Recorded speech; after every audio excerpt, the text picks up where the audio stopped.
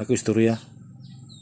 Adi kuan ang akong istorya kinsa di hugawan Ilocano o Ilonggo. Pero walay kuan istorya ra man Pero ang ako Ilocano man ko pero nahaluan na ako Cebuano. Ako gamayng jamming bahin ni sa itong nalunod na mag-best friend Ilocano Ilonggo.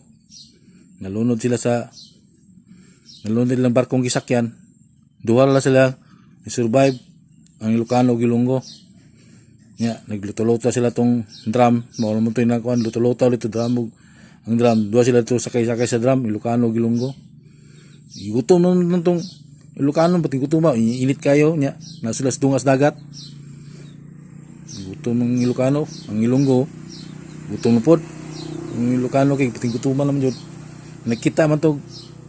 Kita man siya dito sa unahanog ka ng hero na patay. Nagluto-luto sa dagat. Tungod sa kagutom sa Ilocano.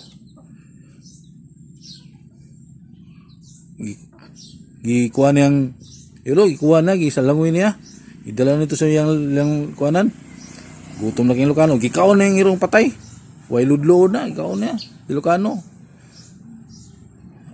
banat kaon hawot sa Ilocano iro gabi ang Ilonggo adyo magtagad siguro ganahe taon mo ra mag iluod ang Ilocano tong gikaon ng iro gisuka na itong gikaw na yung hero na napatay.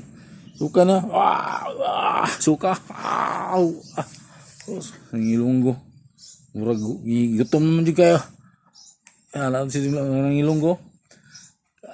Itong gisuka sa Ilocano, yung gikaon. Kani, kaya init-init pa. Kaon, init-init pa daw.